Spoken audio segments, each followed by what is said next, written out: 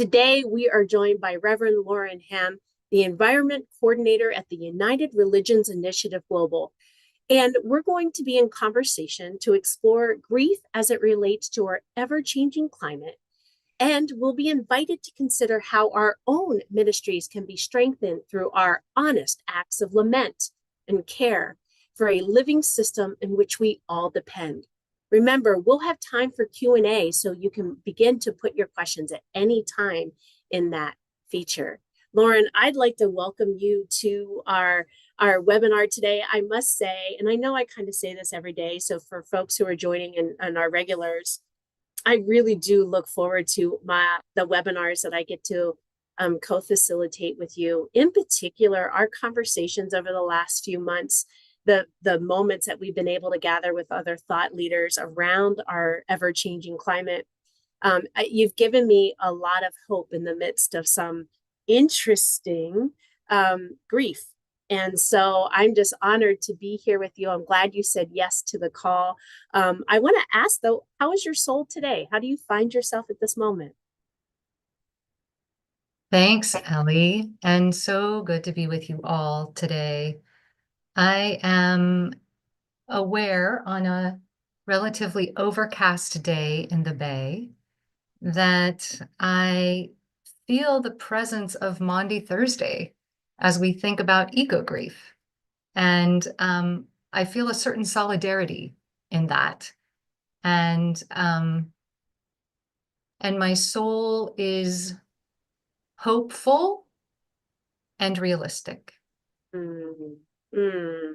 I like how we can be both. I like that you pointed out that we can be multiple things at one time. That's important. Thank you, Lauren, for that. I know you have a wonderful idea to engage our listening and viewing audience today.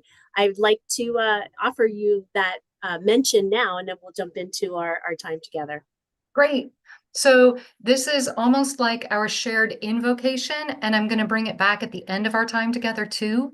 But I want to invite all of you who are here to put in the chat the name or maybe a couple of names of the ones who we are losing in this time. So specifically, it could be a body of water, a piece of land.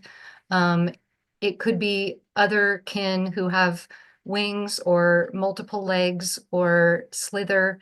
But please just write the names of the ones who are being lost that you are aware of. Oh, I love that. When you mentioned that, I was like, I want to figure out how to do that for every webinar. Yeah, like giving a space, right? The prayers of the people, right? I really am curious, though. I know that when we first talked, um, it was through a mutual connection of ours. We explored what are some of the ways that we can live and exist in a world, both spiritually, emotionally, mentally, physically, that is experiencing such dramatic changes, in particular here with our ecological system. And so you had mentioned a term called eco grief. What is eco grief? Can you share a little bit more? Yeah. Let's begin first with kind of in that beginner's mind way, the word eco, and many theologians here in this call. So eco from the Greek word oikos, meaning house, home, right?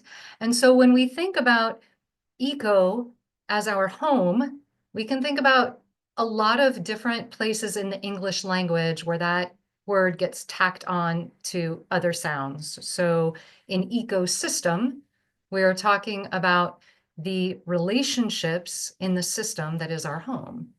And when we're talking about economy,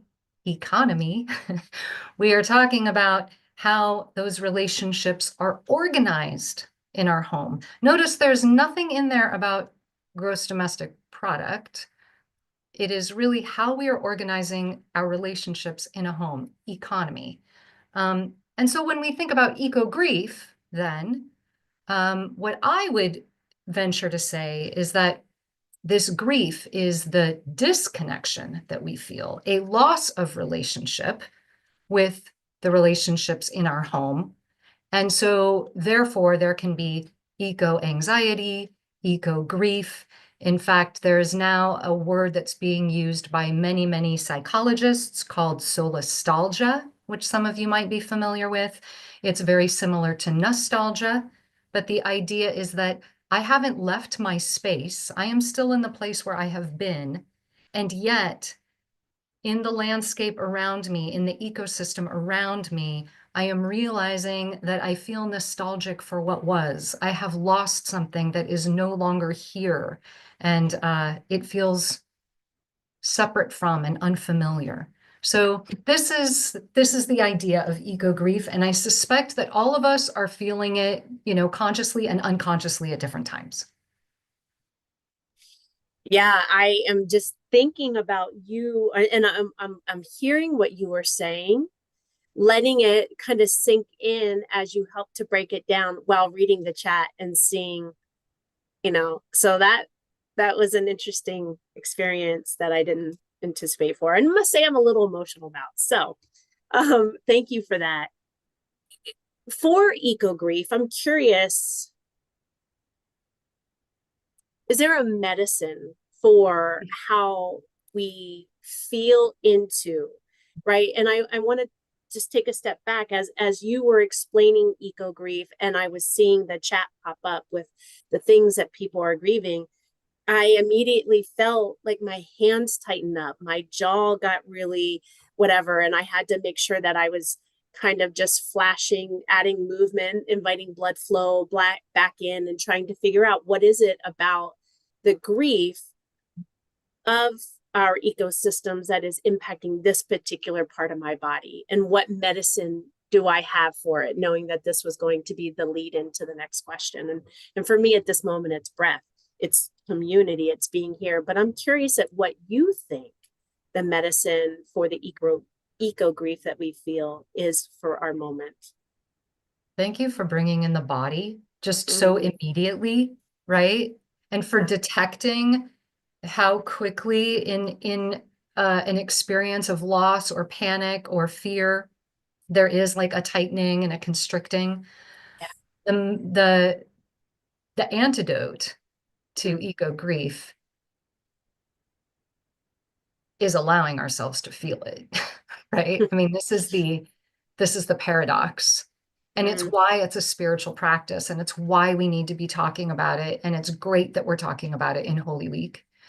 The medicine for eco grief is reconnecting what's been disconnected, and trying to feel back into those relationships that right now are either kind of unconsciously separate from, or we are very conscious that we're missing them, and just trying to figure out how to reconnect in a meaningful way. So I don't want to be short-sighted or superficial when I say, oh, well, we just need to reconnect, right? Like when a relationship is in need of some repair or it's broken in some way, then we know that in order to do the reparative and mending work, we have to begin with our own vulnerability, which often doesn't feel that great. We want to return to intimacy. So we're going to be inviting in tenderness, but also humility, right sizing ourselves, acknowledging that there are things in this relationship that we haven't done very well. And so it's why eco-spirituality would maybe also play a role in the medicine to eco-grief, that we bring our sacred understanding of relationships into the practice of reconnecting these things that have been so disconnected. I love that. That brings me to you are an eco chaplain. Is that correct? Yeah. Can you talk a little bit about what eco chaplaincy is, and then how do you use that praxis to invite others to connect to the disconnected, to mend, to become intimate again? Yeah. So in my ministry, which has been rooted in many different spaces, whether healthcare settings or academia or corporate settings.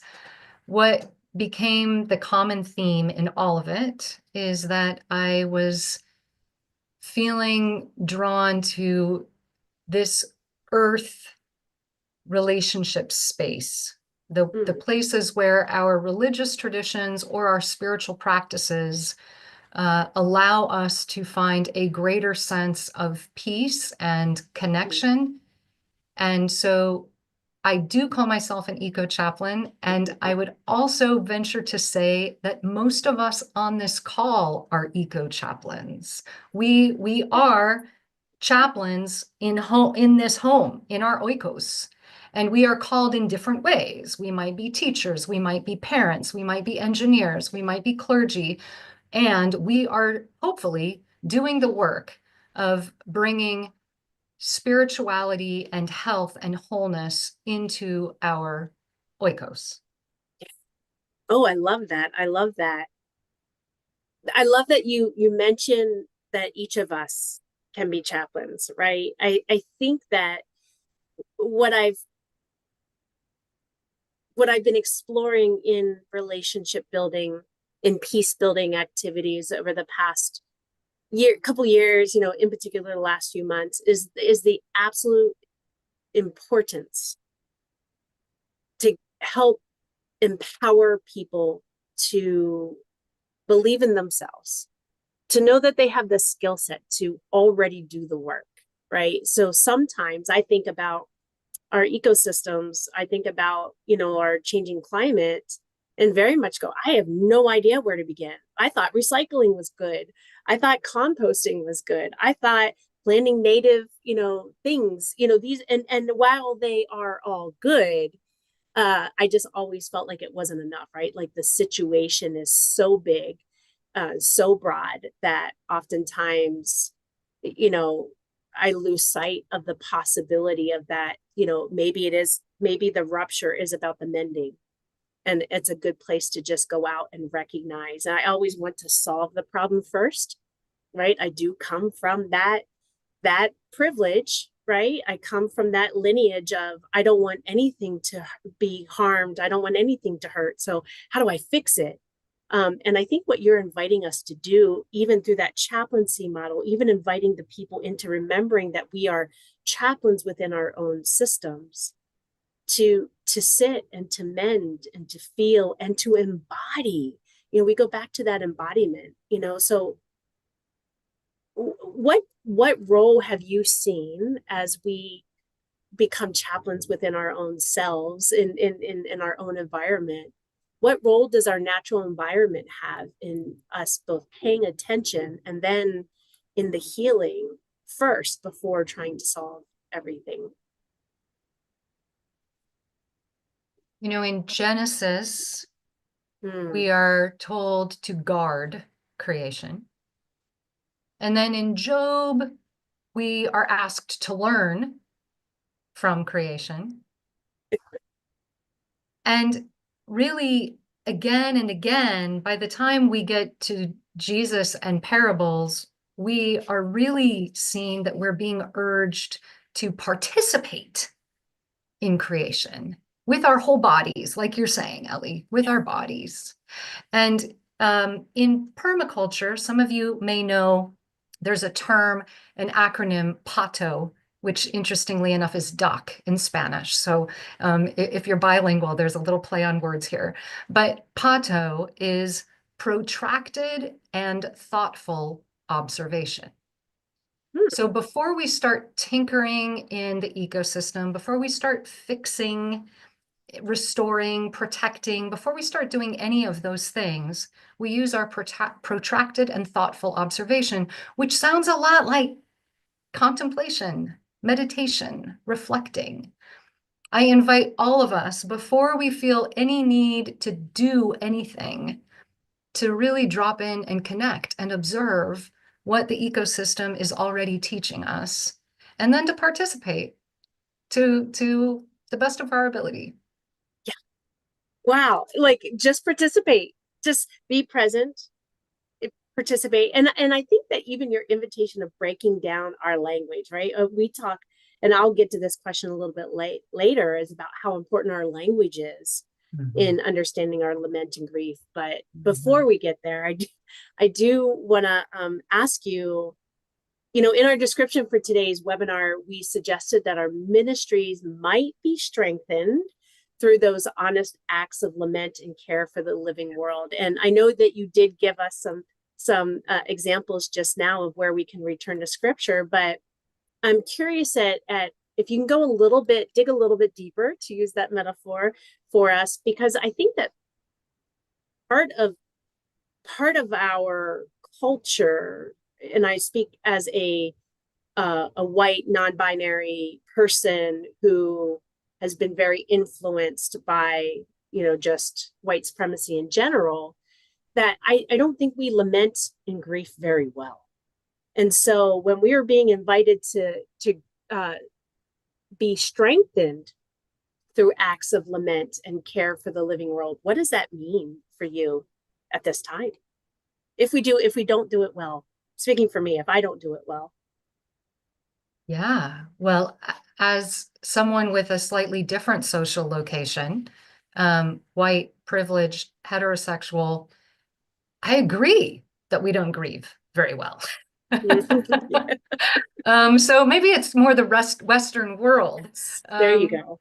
But we do, I think, because of some of what you were describing somatically, that when I start to feel the grief, I kind of quickly feel cut off from it, and then I swoop in trying to figure out how to fix it. And so when instead we're able to really give ourselves to lament, this is dark night of the soul stuff.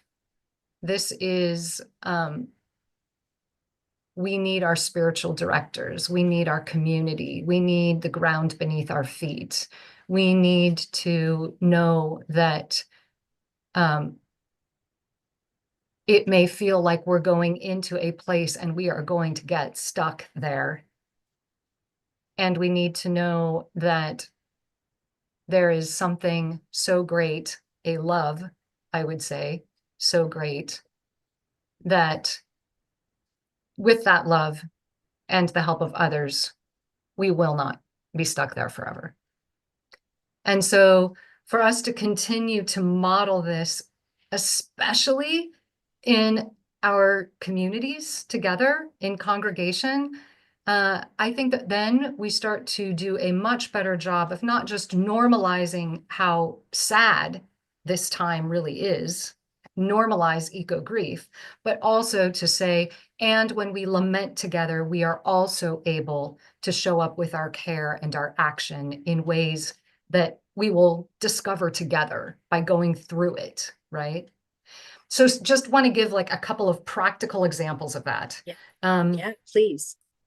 The BTS Center, some of you have maybe been participating in their regular Laments for Earth. Really good stuff. Leah Shad, Lutheran minister, has done a really great job of creating a Stations of the Cross that is completely given to endangered species.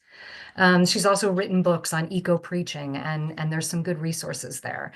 Angela Mano has done beautiful iconography of endangered and lost species. So bringing imagery into our houses of worship and finding ways that we'd bring prayer and meditation into those spaces. You may have heard a number of years ago in Iceland when a number of people gathered, and it was scientists who read a eulogy for the lost glacier, and they gathered in ritual around this lost glacier. The more that we can do this work together, the more likely I think it is that a co-creative wellspring will also emerge from us.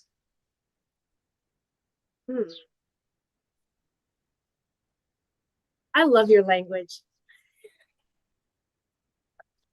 I just want to pause. I just love your language. I love the idea of the many different ways in which you invite us to think about being in community, right?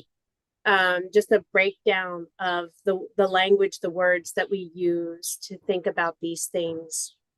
And then just thinking about co-creating, that co-creating is a really important model that has existed for a long time, right? Like we know, looking at our natural environment, how it works together to co-create, to continue to survive and thrive, and to do all of those things. And I love when you even said, connecting, we need community, spiritual direction, to recognize the ground beneath our feet. My new motto this year, well, I have two. One is, that's not my bag to carry. Going back to, I want to solve everybody's problems and make everybody love each other again. But it is also, you are where your feet are. You are where, so what does it mean for us to be where our feet are, right? Like to think about giving ourselves permission to explore where we are, what exists, to push back against the wanting to solve everybody's problem, or to move at the pace of, because we're in this space right now in our world where things are collapsing in a lot of different ways, for better or worse, right? So I think about it this way. Where I live in the Southwest, I can see cacti growing from the very non-indigenous invasive palm tree. So the palm tree has started to wilt away, but coming from the inside the palm tree, somehow there's a cactus that is coming out. Like, I've taken 1,000 different pictures of this happening, right? So that while the palm tree is dying, the cactus is being, I like, when I lived in Philadelphia, we see trees popping through concrete on the sidewalks all of the time, going, hope you're not trying to ride or rollerblade right now, because, all of these kind of things. So we see life and death happening at the same time. So while there are things that are falling apart, there's the potential and the possibility for us to reimagine what slowing down against the fear, slowing down against the angst, and loving with a sense of urgency, right? Loving with a sense of urgency that helps us to really believe in something different. And so I'm wondering what might be possible because of eco grief. What might be possible on the other side, if there is another side of the eco grief in your world? The huge smile on my face right now is in response, Ellie, to what you're saying. The language of empire, the language of capitalism, is birth, death. Birth, death. Create the plastic cup, destroy the plastic cup. Birth, death, birth, death. What you were just describing, that tree growing up through the concrete, indicates birth, death, rebirth. And we know that story. That's the story of kingdom, not kingdom, right? We're not talking about manifest destiny. We're not talking about the doctrine of discovery. That's empire's language. Birth, death, birth, death. I create it to use it. I destroy it. I ditch it. I dump it. With rebirth, we are reminded of our kingdom. And it is out of the death of one thing that the mycelial web allows something else to spring forward. And it's so important for us to kind of right size ourselves in the awesomeness of that, right? And to kind of, I mean, my life is in the words of Saint Mary Oliver, right? We are living a wild and precious existence here. We get one. Get one. We get one. And then we get to be reborn in some capacity as we return to soil and something else comes. And there's something pretty awesome about that. Yeah. Yeah. What does all of that mean this week? Mm. Thinking of our Holy Week. Yeah, what does all of that mean this week? Those of you who maybe are still fretting over a sermon for Sunday, Mm. there is something so prophetic in the message that wants to be born in this time, right? And I think, Ellie, you've touched on something so important in the not fixing and solving aspect of this. So with what's happening in the national story right now, it's really important that we're not sitting on our couch. We all know that. And I'm not suggesting that in what I'm about to say right now. I do think that it is important for us to be observant enough and right-sized enough Mm. that we are willing to do a new thing together in how we resurrect in this time, that there are some things that absolutely need to collapse. And so as spiritual care providers, we do our best to help those things collapse with as much love and care as we possibly can. And we also usher in and protect the things that are essential for the ecosystem to continue to thrive and flourish.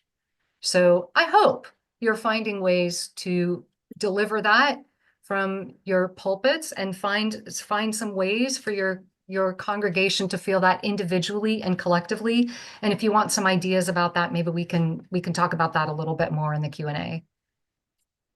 That's fantastic. Yeah, I think because Earth Day, right? Is Earth Day the 20th? 22nd? Yeah. 22nd. Oh, so Tuesday. So Tuesday. So yeah, it'll be interesting as we talk about the betrayal today, right? The process of death tomorrow. And the born, the being born new opportunities, new imaginations to rising again on Sunday around the time that we find ourselves in. And then Earth Day on the 22nd. I'm glad I'm not a head pastor preaching on Sunday. I have to preach tonight. I'm so glad I don't have to preach on Sunday. Yeah, I'm curious if anybody, if you would like to share into chat what it is that you thinking you're going to be preaching on if you find yourself in that role for our lay ministers, for our licensed and ordained clergy. Share into chat. What are your needs? What are you thinking of during this time? For sure. Lauren, I want to know. Usually, I start off the webinar getting to know a little bit about you and the work that you do, and then we get into the questions. But I was so wanting to sit in the complexity of grief and lament. Can you talk a little bit about your work? And before you do that, I want to invite people, if you have any questions, please feel free to put them into our Q&A feature. It is a dialogue bubble with the question in the middle. We do have one, and we will get to that for sure. But please do put any of your thoughts and questions into there. So who are you in the world, Lauren? What is the kind of work that you've engaged in recent time, and how has that work informed your position in wanting to speak so openly about grief and lament? Because, like, just for example, last night I was meeting with some congregation members, and they were like, well, how do you talk about the future of faith on a Sunday when people want to come and feel good? Like, how do you talk about the decline of things while also wanting people to feel good? So I find that you're kind of in that mode. How do you talk about the decline of things and the birth of new? How'd you get here? Well, I'm a preacher's kid. It feels important to just say that right out of the gate. So I was well churched as a child, and very alongside that, my family would vacation every summer in Rocky Mountain National Park. Mm, And very early in our vacations, we were invited, they would go around at the campground and invite us to the amphitheater for, for mm, services and things. And I just sort of assumed like, well, we're going to go to the amphitheater for church, right? And my dad looked at me quite squarely, and my mom kind of looked to see what he was going to say. And he said, "We're in church." Um, that was the earliest introduction to eco chaplain for me, when it was sort of like nature teaches me how to do this, maybe like Job, like I was mentioning. But fast forward to I am working now as the Earth Restoration Coordinator for the United Religions Initiative.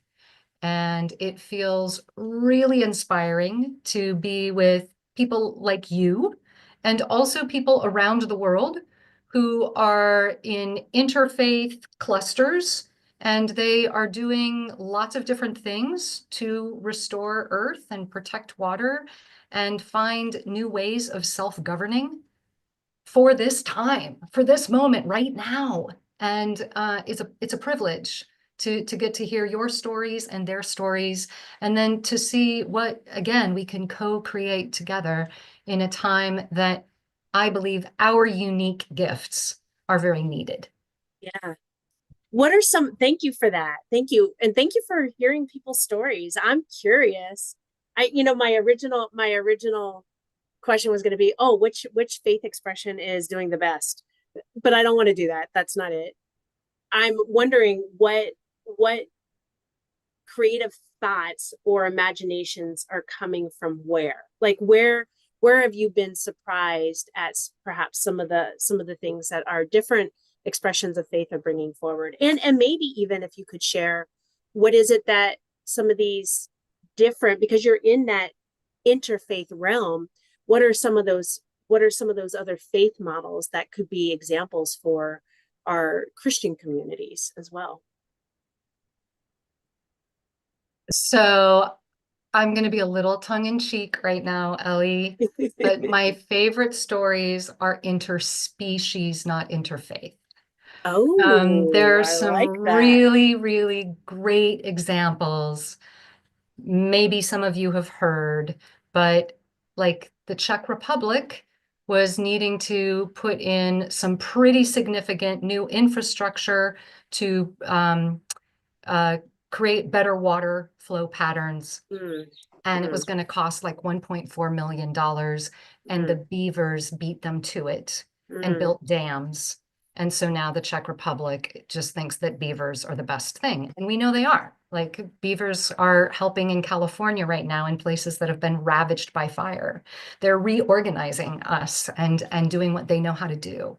And there are so many examples of that if we just slow down and pay attention. So that, but then to your point, more about what the two-leggeds are doing, um, giving rights to nature, really, Mm, really saying this tree has as much quote unquote personhood as we do. What does the tree need?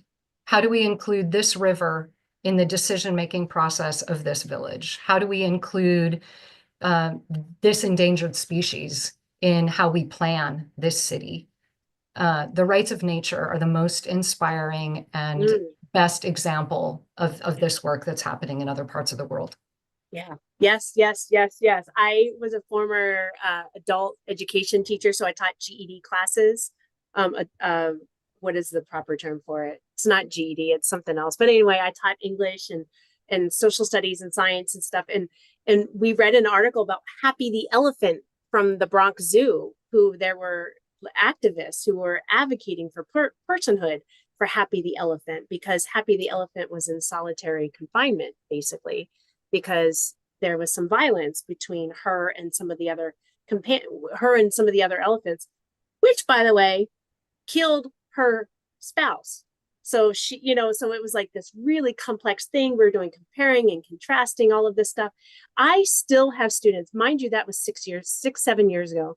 I still have students who text me when there is personhood that is granted to the non-two-legged, the non-institution, governmental entities across the world, and like, oh, did you see this is happening? So we, through that article, I have a little hinting of some environmentalists that are like, personhood is the way to go, right? Or those rights of, and so that's fascinating that you have said that as an answer.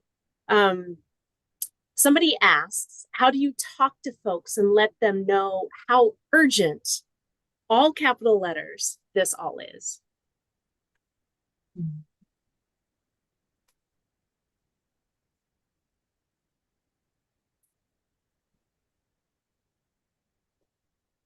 Through our lament. I think we hear one another, not when we're angry and panicked, but when we're talking about what's breaking our hearts. It is really helpful for me to talk about the work that I do with stories that also allow us to peek into our regret, our sadness. Don't shy away from the lament. And don't guilt trip people, right? It's not about me saying you should have. It might be about saying we should have. I wish we would. I wish this were going a different way. But yeah, I think it's just really, again, through making ourselves as vulnerable as we can, which is not a very comfortable space. And so we do it lovingly and with a lot of self-care. And yeah, we get vulnerable. Yeah. I think that might tie into the next question. And thank you for that. We hear each other when we are not fearful and panic, but not to shy away from lament, right? So another question that says, as a 50-year environmental activist, I've experienced many indignities and few enlightenments. How do you think we can unite around creation care? So I think it's kind of similar. I don't know how that's a similar answer or not. What was the first part? I've heard a lot of. I've experienced many indignities and few enlightenments. How do you think we can unite? Yeah. I think through celebration and ritual. I think through awe and reverence. I mentioned Rocky Mountain National Park. I mean, one of the things that just absolutely blew my heart open was when a naturalist there gave me a stethoscope and had me hold it up to the aspen tree. And there's a lot going on in the trunk of that aspen tree. It sounds a little bit like our hearts beating. So in what ways are we coming together in celebration and ritual and awe? Think Thomas Berry, think Brian Swim, think 13.8 billion years of being together and co-evolving. When we can be in that space together, perhaps we're more moved to care and act and not blame. Yeah. I love that. Somebody, building on that, it's so funny you did that. They state, I'm wondering if you can share some of those rituals you mentioned earlier, like the endangered species stations of the cross. I do work with other denominations, and I think that would be some great resources as an example. Do you have some other ritual resources that folks can turn to? Yeah, I do think that coming together around what am I trying to say? The seasons, yes, but also the equinox and the solstice. These are really natural times to do some creative work together because there's always some liturgical tie-in. There's always some way that we can bring these things together. And then we are walking with the sun. We are resting in the dark. We are honoring the importance of the dark. So we get to ritualize and uplift the teaching that is here in earth around us all the time. So that feels important. The Stations of the Cross that I mentioned is a legit thing that you really can download and find. And I can share that with Andrea when she shares things with you. And please go outside. Please make sure that your congregations are getting outside to do things and to be in relationship with kin, with your nature kin together. That's super important.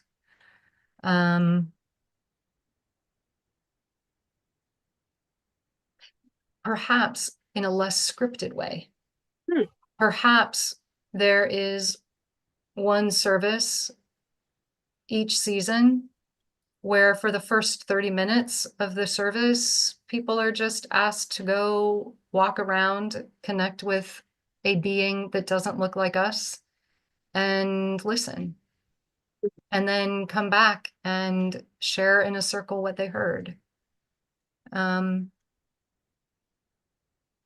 I talk about the practices of being an eco-chaplain, the first practice that I've kind of coined is become intimate. I believe that Earth's story is a love story. And capitalism and empire don't teach that story. So we have to become intimate again and again and again with this story that is incredibly loving. So allow yourselves to be really creative in the liturgies that you're co-designing, and always coming back to this idea of love, love, love, love, love, love, love. Always, always. And intimate is a hard word, right? Like intimate, because it opens up a cadre of so many other words and so many other feelings and emotions and practices and embodied, reactions to what does it mean to be intimate with the ecosystems around us? What does it mean to be intimate with our grief? We are equipped for it.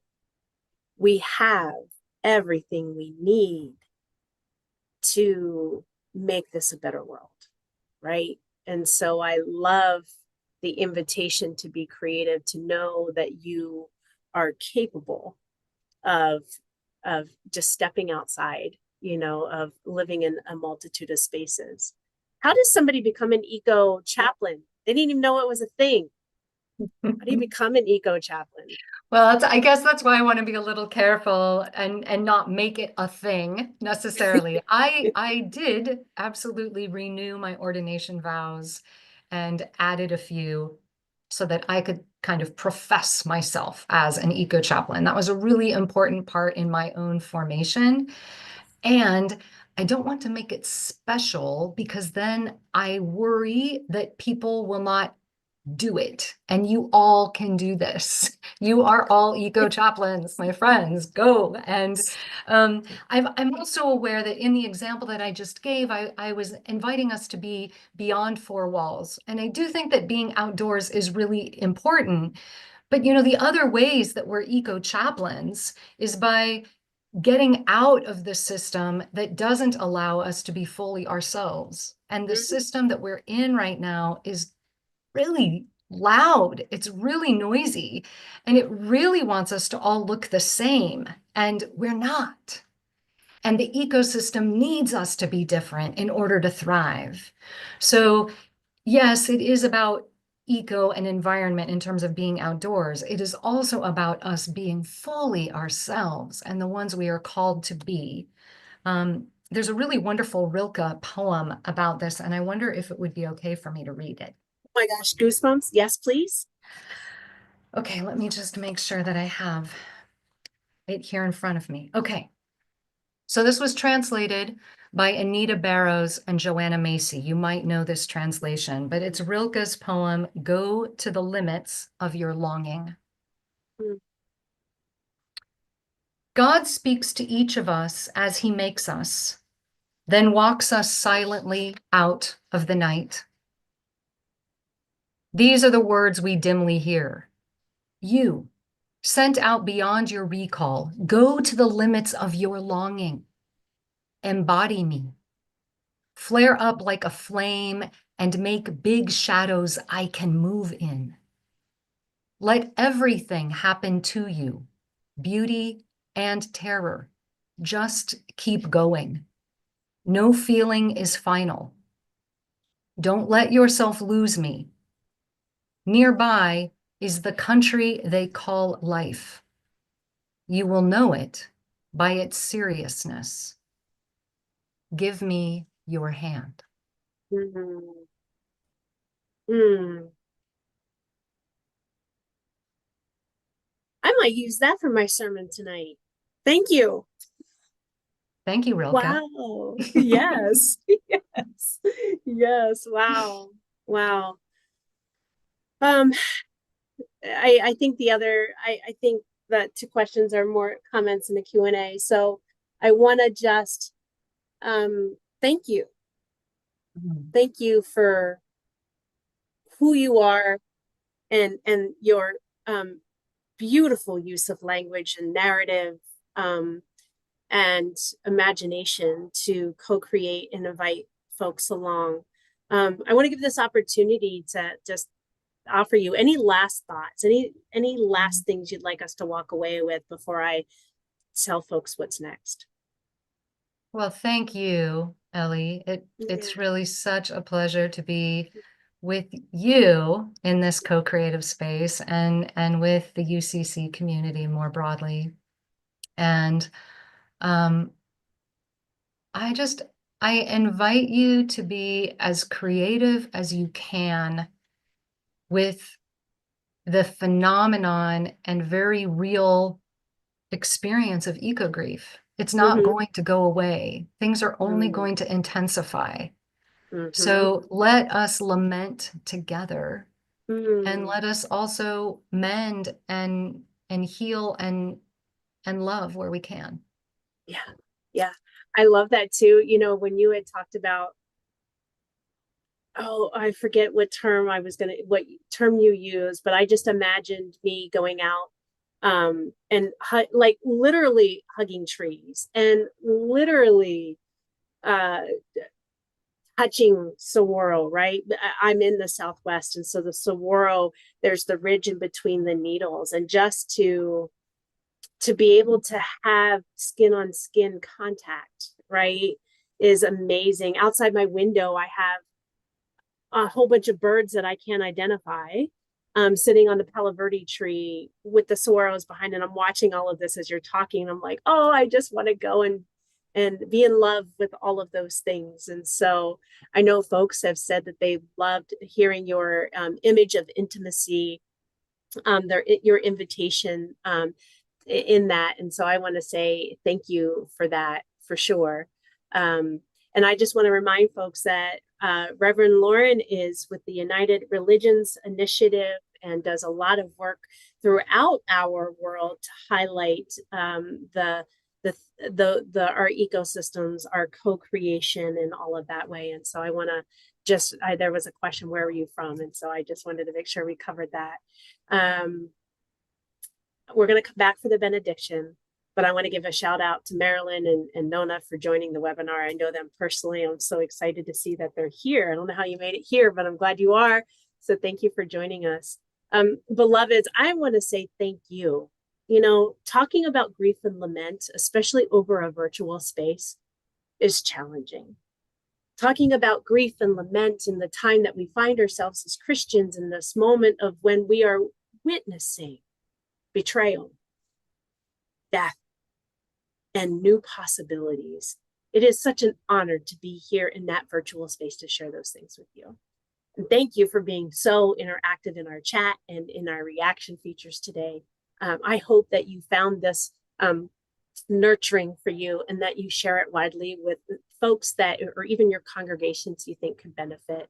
And I know Lauren's available probably for consultations or will connect you to folks if you want to learn more.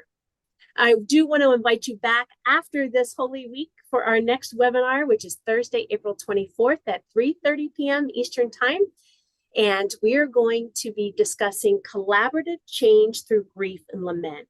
During our time together, we're going to look at how we often recognize our grief and display our lament. And the more we learn about climate change, what does this mean? So we're going to take the conversation a little bit further, a little bit deeper on how we build systems for collaborative change. We're going to be in conversation with the Reverend Gabrielle Fields to learn how we can harness our power of collaboration and compassionate meeting making to move towards building a new and better world. And so we're excited to be in conversation with Gabrielle next week. We get to hear from another region, another geographic space, another theological space, and another culture space. So that'll be exciting. I would love for you to take us out.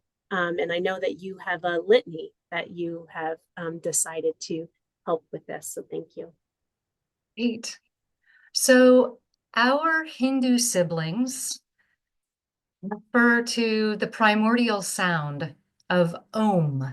You might know it from yoga classes or other spaces where you've been, where people are invited to chant Om together. And it just so happens that in the English language, Om rhymes with home.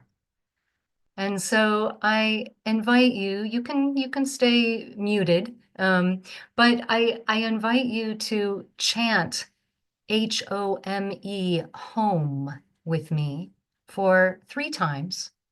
And then I'm going to read the names of the ones that you lovingly put in the chat, the ones who we are losing, the ones who we are grieving in this time, and I'll bless us out. All right, so H-O-M-E, home. H-O-M-E, home. H-O-M-E, home. May we hold in our hearts and in this collective home that we share the saguaros, the billions of animals killed for food each year, the monarch butterflies, our own connection to the natural world, all of the pollinators, our songbirds who are reduced in number, the Amazon rainforest, the honeybees, the butterflies, the trees, the slough in Milan, Illinois, the bald eagle nesting areas, kids with asthma, folks with no reliable shelter, outdoor workers, community gardens in East Harlem and throughout New York City who are threatened, the Sumatran elephants, our mountains in Southwest Virginia, threatened by the Mountain Valley Pipeline,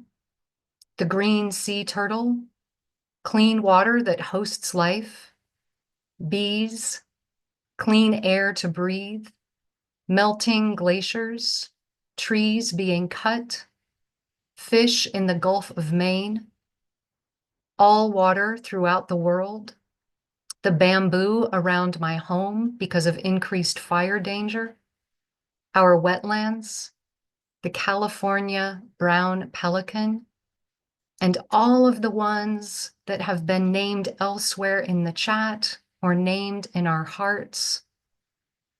May we vow today, as eco-chaplains in our own right, to connect with the vitality of home, with Earth's love story, with the great love story that holds us in the beauty and in the terror, so that we might, in our own unique way, participate in the kingdom. Blessings on the kingdom and each of you. Go forth, and amen.